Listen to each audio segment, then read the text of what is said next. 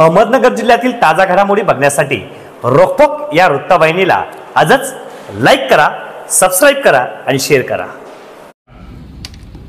कार्यकर्ता मेळावा आणि तसेच आपले राज्याचे उपमुख्यमंत्री आदरणीय अजितदादा यांची वेळ किंवा आपल्याला सभा आपल्या मतदारसंघामध्ये मिळणारी त्याचं नियोजन करण्यासाठी आयोजित या मेळाव्यासाठी मीटिंगसाठी या ठिकाणी आपले सर्वांचे मार्गदर्शक राष्ट्रवादी काँग्रेस पार्टीचे प्रदेशाध्यक्ष खासदार तटकरे साहेब, त्याचबरोबर या ठिकाणी उपस्थित झालेल्या महिला प्रदेशाध्यक्ष सौ चाकणकरताई, युवक प्रदेशाध्यक्ष सुरजजी चव्हाण, विद्यार्थी प्रदेशाध्यक्ष प्रशांतजी कदम, अल्पसंख्याक अध्यक्ष इंद्रिजी नायकवाडी, सामाजिक न्याय प्रदेशाध्यक्ष सुनीलजी मगरे, तसेच या ठिकाणी उपस्थित असलेले राष्ट्रवादी काँग्रेस पार्टीचे सर्व पदाधिकारी कार्यकर्ते, सर्व संलग्न संस्थेचे चेअरमन, व्हाईस चेअरमन, सर्व संचालक, मी या ठिकाणी आपल्या सर्वांच्या वतीने आपले प्रदेशाध्यक्ष तटकरे साहेब यांचं मनापासून स्वागत करतो, आभार मानतो। ते आज नाशिक आणि नगर या दोन्ही जिल्ह्यामध्ये जे मतदारसंघ आहे, जे राष्ट्रवादी काँग्रेस पार्टीचे आमदार आहेत, या ठिकाणी ते भेटी देत आहेत, तिथे मेळावा घेत आहेत, त्यांचे मीटिंग घेत आहेत। त्या निमित्ताने आपल्या देखील कोपरगाव मतदारसंघाचा आढावा घेण्यासाठी आपल्या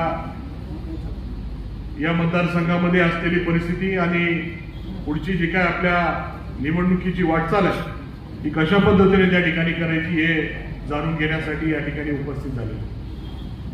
आपल्याला ते पुढच्या मेळाव्यासाठी देखील मार्गदर्शन करणारे कशा पद्धतीने आपण नियोजन करावं, तो आपण जे काही गेल्या 5 वर्षामध्ये आपल्या कोपरगाव मतदारसंघामध्ये केलेलं आहे हे देखील आढावा त्यांनी घेतलेला आहे।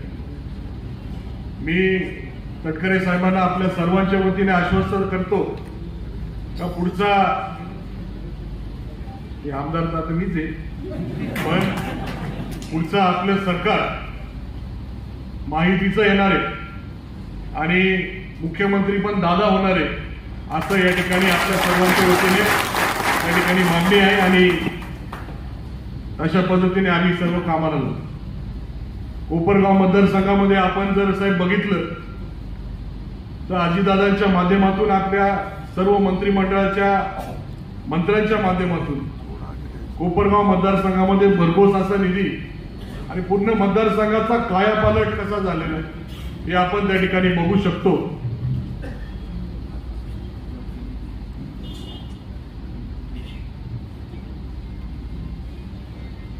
आपण पूर्ण मतदारसंघाचा देखील कायापालट झालेला आहे असं बघू शकतो आणि हे पूर्ण जे काही श्रेय आहे आपल्या सर्वांच्या सहकार्यामुळे ते शक्य झाले। तसेच आपले लाडके उपमुख्यमंत्री अजितदादा यांच्या आशीर्वादामुळे शक्य झाले आणि म्हणून विकासाच्या बाबतीमध्ये कोणी अजितदादांचा त्या ठिकाणी हात धरू शकत नाही, परंतु नुसता विकास नाही, परंतु अजितदादांचे हात बळकट करण्यासाठी आपल्या सर्वांना या निवडणुकीला सामोरे जायचं आणि आपल्याला तो निकाल घ्यायचा। जशा पद्धतीने आपण 2019च्या विधानसभेच्या निवडणुकीमध्ये पूर्ण जोश लावून, पूर्ण ताकद लावून आपण मला निवडून आणलं, त्याच जोशामध्ये आणि त्याच ताकदीने आपल्याला या ठिकाणी उतरायचं आणि मला निवडून आणून आपल्या अजितदादांचे हात बळकट करायचे।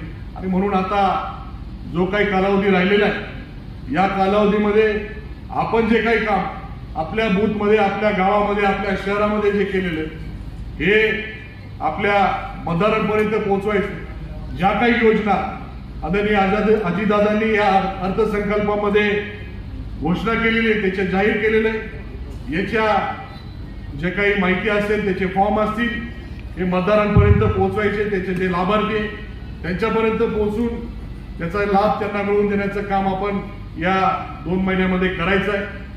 आता आपले कामं भरपूर झालेले, याचा फक्त प्रचार प्रसार आपल्याला करायचं। शासनाच्या माध्यमातून योजना भरपूर जाहीर झालेल्या आहे, याचा लाभ फक्त त्या लाभार्थ्यांना मिळवून द्यायचा आहे.